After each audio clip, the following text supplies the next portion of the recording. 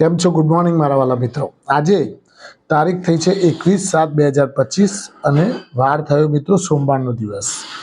આજે સોમવારના દિવસે એટલે કે વીકલી ટ્રેડિંગ સેશનનો ફર્સ્ટ ડે, એકદમ ઉત્સાહી મૂડમાં બધા. અને આજે પાછું એક આઈપીઓનું લિસ્ટિંગ પણ થવાનું છે. એન્થમ બાયોસાયન્સનું લિસ્ટિંગ લગભગ 25% પ્રીમિયમ સાથે થાય એવા અણસાર દેખાઈ રહ્યા છે મિત્રો. જેને પણ લાગ્યા હોય એમને ખરેખર કોંગ્રેચ્યુલેશન. અને પ્લસ 25% રિટર્ન મળશે. લાંબા ગાળે રાખવું હોય તો પણ રાખી શકાય. અને જો તમારે પ્રોફિટ બુક કરીને 25% રિટર્ન લઈને નીકળી જવું હોય તો પણ તમે નીકળી શકો છો મિત્રો. લગભગ 1000 એક એપ્લિકેશન ઉપર લગભગ 3000 થી 3500 રૂપિયાની આસપાસ રિટર્ન છૂટે એવા અણસાર દેખાઈ રહ્યા છે મિત્રો. ગ્રે માર્કેટ પ્રીમિયમ ઉપરથી લાગી રહ્યું છે. બીજું મિત્રો કે બજાર આજે જબરદસ્ત એક ઇવેન્ટ જેવું કહેવાશે આજે, કારણ કે 3 કંપનીઓના રિઝલ્ટ શુક્રવારે આવ્યા. 3 હેવી વેઇટ કંપનીઓ છે જે બજારનો આખો મદાર એના ઉપર હોય છે. કઈ 3 કંપનીઓ મિત્રો? તો Reliance industries, ICICI bank, HDFC bank. 3 મજબૂત કંપનીઓ અને 3 હેવી વેઇટ જે ઇન્ડેક્સ ઉપર એમની પકડ છે. એ લોકો નક્કી કરશે કે આજે ઇન્ડેક્સને કઈ બાજુ દોડાવવો છે. કાં તો ઉપર દોડાવશે, કાં તો નીચે ફેંકશે. બેમાંથી ગમે તે એક બાજુ દોડાવવાની કોશિશ કરશે મિત્રો. હવે વાત કરીએ શુક્રવારે બજાર છેલ્લે આપણે ક્યાં મૂકીને આવ્યા હતા એના ઉપર થોડી ચર્ચા કરી લઈએ. 3ના રિઝલ્ટ ઉપર થોડી નજર નાખી લઈશું. અને કયા 3 સેક્ટર્સ જે ડિફેન્સિવ સેક્ટર્સ તરીકે ઓળખાય છે એના ઉપર પણ આજે આપણે ચર્ચાઓ કરવાની છે કે જે 3 સેક્ટર બજાર તૂટતું હોય ત્યારે તમને ડિફેન્સ કરીને રાખે એવા 3 સેક્ટર્સ ઉપર આપણે કોન્સન્ટ્રેટ કરીશું મિત્રો. તો આપણે જોઈ લઈએ કે શુક્રવારે બજાર ક્યાં મૂકીને આવ્યા હતા. તો મિત્રો શુક્રવારે બજારમાં નિફ્ટી 143 અંકના ઘટાડા સાથે 24,968 અંક બંધ જોવા મળી. કેટલી જોવા મળી બંધ મિત્રો? 24,968. સેન્સેક્સ મિત્રો 501 પોઈન્ટના ઘટાડા સાથે 81,757 અંક બંધ જોવા મળ્યો. એટલે કે ઓવરઓલ સેન્ટિમેન્ટ નેગેટિવ તરફ જોવા મળતું હતું શુક્રવારે મિત્રો. વધનારા શેરોની સામે ઘટનારા શેરો પણ પુષ્કળ પ્રમાણમાં જોવા મળતા હતા. હવે એફઆઈઆઈડીઆઈની ડેટાની વાત કરીએ તો એમનું વિપરીત જોવા મળતું હતું. જેવું બજાર તૂટતું હતું ત્યારે બંને જણા ખરીદારીમાં ઊભા હતા. કેશ માર્કેટમાં ધીમે ધીમે નીચા ભાવથી ખરીદારી કરતા હતા. એટલે એફઆઈઆઈએ 374 કરોડની ખરીદારી કરી કેશ માર્કેટની અંદર. અને ડીઆઈઆઈએ શું કર્યું? તો 2103 કરોડની એણે પણ ખરીદારી કરી. એટલે બંને જણાએ ભેગા થઈને સાથે ખરીદારી કરી મિત્રો. અને સાથે ખરીદારી કરી અને બજારને પડતું અટકાવ્યું અને બજારમાં થોડી રિકવરીનો ચાન્સીસ લાવી શકે આ લોકો. હવે વધનારા શેરો અને ઘટનારા શેરો પર નજર નાખી લઈએ. તો વધનારા શેરોમાં મોખરે હતો GMDC. Gujarat mineral development corporation 14.7% તેજી જોવા મળી. સારેગામા ઇન્ડિયામાં 4.6% તેજી જોવા મળી. પીવીઆર આઇનોક્સની અંદર 4.4% તેજી હતી.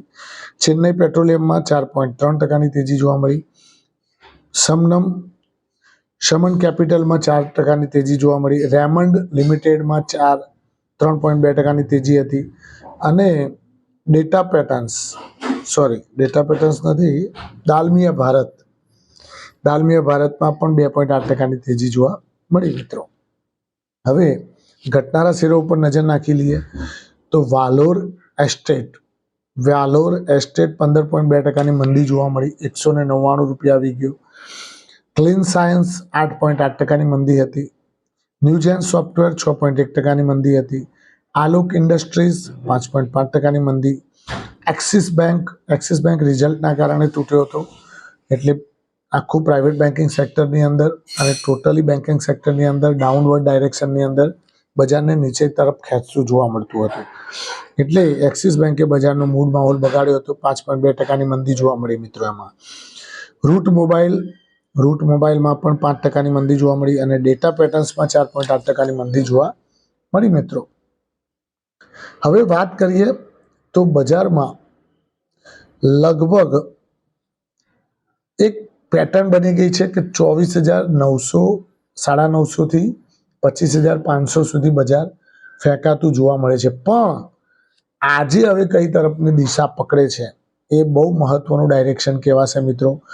આજનું ડાયરેક્શનથી જ ખબર પડશે કે જો આજે રિલાયન્સ ઇન્ડસ્ટ્રીઝ બજારમાં જોશ ભરશે તો બજારને ઉપરની સાઈડે ખેંચીને લઈ જશે.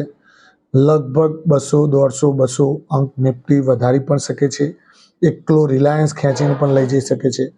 અને સાથે જો HDFC બેંકના ICICI બેંકનો જો સહારો મળી ગયો તો 200, 300 અંક નિફ્ટીને ખેંચવાના ચાન્સીસ પણ આ લોકો બતાવી શકે છે. આ બધા ચાન્સીસ છે, પ્રોબેબિલિટી કહેવાય આને. પ્રોબેબિલિટી રિઝલ્ટને કેવી રીતે ઓપરેટરો લે છે એના ઉપર ડિપેન્ડ કરશે, અને બજારમાં કઈ રીતે શેર્સને ભગાડે છે, કઈ બાજુ નીચે ઉપર કઈ બાજુ, એના ઉપર આખું મદાર જોવા મળશે મિત્રો. હવે આપણે વાત કરીએ તો ડિફેન્સિવ જે ત્રણ સેક્ટર જે ડિફેન્સિવ સેક્ટર્સ તરીકે ઓળખાય છે એના ઉપર આપણે આજે થોડું ફોકસ કરીશું, કારણ કે 3 સેક્ટર્સ એવા છે કે જેની અંદર રોકાણ કરશો તો તમારે પડતા બજારમાં પણ એ પકડીને ઊભા રહેતા હોય છે ઘણી વખતે, ખરું ને? તો એ 3 સેક્ટર કયા છે એના ઉપર ડિપેન્ડ કરશે મિત્રો. કયા કયા છે 3 સેક્ટર, આવો જાણીએ આપણે. પહેલા નંબરનું સેક્ટર છે મિત્રો ફાર્મા સેક્ટર. ફાર્મા સેક્ટરને ડિફેન્સિવ સેક્ટર તરીકે પણ આપણે ઓળખીએ છીએ. જ્યારે બજાર પડતું હોય ત્યારે આ જે સેક્ટર છે આપણને ઘણી વખતે મદદ પણ કરતું હોય છે, અને ઘણી વખતે તૂટતા બજારને થોડું ડિફેન્સ કરતું જોવા મળતું હોય છે. એટલે ડિફેન્સિવ સેક્ટર્સમાં કયા કયા શેર આવે તો મિત્રો ફાર્મા સેક્ટરમાં કયા શેરો આવે તો Sun Pharma, Cipla, Aurobindo pharma, પછી લ્યુપિન, એપોલો હોસ્પિટલ, પછી ડોક્ટર રેડ્ડીઝ લેબોરેટરી, ડેવિઝ લેબોરેટરી, આ બધા શેર્સ આવે, ખરું ને? એટલે ફાર્મા સેક્ટર્સને આપણે એક ડિફેન્સિવ સેક્ટર તરીકે ઓળખીએ છીએ. બીજા નંબરનું સેક્ટર છે મિત્રો FMCG સેક્ટર્સ. FMCG સેક્ટર્સ પણ પડતા બજારને ઘણી વખત અટકાવતું હોય છે. એમાં કયા કયા શેર્સ આવી જાય મિત્રો તો FMCG સેક્ટર્સમાં આપણે જાણીએ છીએ, દર વખતે લગભગ કહીએ પણ છીએ, Hindustan Unilever, ITC, Britannia, Colgate, Gillette, Dabur, Emami, Marico, આ બધી કંપનીઓ FMCG કંપનીઓ કહી શકાય. આ FMCG કંપનીઓ ઘણી વખતે ડિફેન્સ કરતી હોય છે, અને બજારને પડતું હોય ત્યારે આ કંપનીઓ આપણને થોડો સહારો આપતી હોય છે. એટલે ડિફેન્સિવ સેક્ટર્સમાં આપણે બીજા નંબરની સેક્ટર્સને કયું સામેલ કર્યું? FMCG sectors. ત્રીજા નંબરનું સેક્ટર્સ મિત્રો કયું છે તો IT સેક્ટર્સ. IT સેક્ટર્સ પણ ઘણી વખતે ડિફેન્સ કરતું હોય છે. બજાર તૂટતું હોય ત્યારે IT આપણને બચાવતા હોય છે, પકડીને રાખતા હોય છે, ઉપરની સાઈડે ખેંચીને બજારને લઈ જવાની કોશિશ કરતા હોય છે. અને જ્યારે હાથીઓ બજારને તોડતા હોય ત્યારે આ એક સેક્ટર પણ આપણને મદદ કરતું જોવા મળતું હોય છે. એટલે 3 સેક્ટર્સ જે ડિફેન્સિવ સેક્ટર્સ તરીકે ઓળખાય છે, એ 3 સેક્ટર્સ મેં તમને તમારી સમક્ષ રજૂ કર્યા. 3 સેક્ટર્સ તમે જાણો જ છો, વેલ નોન છે, ફેમસ પણ છે. અને IT સેક્ટરમાં તો તમે જાણો જ છો કયા કયા શેર્સ આવે: Infosys, TCS, Wipro, HCL technology, Tech Mahindra, LTI Mindtree, આ બધી કંપનીઓ આવે, ખરું ને? એટલે આ બધી કંપનીઓ IT સેક્ટર્સમાં આપણને ડિફેન્સ કરતી જોવા મળતી હોય છે. હવે વાત કરીએ મિત્રો બજારની, તો બજાર આજે ICICI bank, axis bank, ICICI bank, HDFC bank અને રિલાયન્સ, આ 3ના રિઝલ્ટ ઉપર આખો મદાર જોવા મળશે. હવે કયા રિલાયન્સમાં શું જોવા મળ્યું તો તમે જાણો છો, રિલાયન્સમાં હાઈએસ્ટ એવર પ્રોફિટ જોવા મળ્યું મિત્રો. એનો પ્રોફિટ 26,944 કરોડ જોવા મળ્યું, અને રેવન્યુ એનું 6% વધીને 2.73 લાખ કરોડ રૂપિયા. 2.73 લાખ કરોડ રૂપિયાનું રેવન્યુ જોવા મળ્યું. એબિટા માર્જિન મિત્રો 35% વધારા સાથે 58,000 કરોડનું એબિટા માર્જિન જોવા મળ્યું. એટલે ભયંકર સારું અને પ્રોફિટેબલ રિઝલ્ટ કહી શકાય રિલાયન્સ ઇન્ડસ્ટ્રીઝનું. હવે બજારમાં એમાં હલચલ જોવા મળશે રિલાયન્સ ઇન્ડસ્ટ્રીઝમાં. હવે એને તજજ્ઞો કેવી રીતે લે છે એના ઉપર ડિપેન્ડ કરશે. એચડીએફસી બેંક ઉપર પણ જુમદાર રહેશે. એચડીએફસી બેંકમાં ખાલી એક જ નેગેટિવિટી છે મિત્રો કે એમાં એનપીએ અને જીએનપીએ એમાં વધારો આવ્યો છે.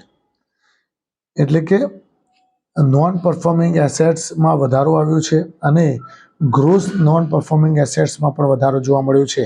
એટલે એચડીએફસી બેંકમાં બે તરફી રિઝલ્ટ કહી શકાય. એક બાજુ સારા એનું પલ્લું છે, એક બાજુ ખરાબ પણ પલ્લું કહી શકાય મિત્રો. આઈસીઆઈસીઆઈ બેંકનું રિઝલ્ટ અનુમાન કરતાં ખૂબ સારું આવ્યું છે. એમાં રેવન્યુ પછી પ્રોફિટ બધામાં એનઆઈઆઈ બધામાં જ એનું પ્રોફિટ એનું ઇન્કમ વધતી જોવા મળી છે મિત્રો. તો 3 રિઝલ્ટ ઉપર આજે આખો મદાર જોવા મળશે. Thank you very much. ખૂબ ખૂબ આભાર મિત્રો.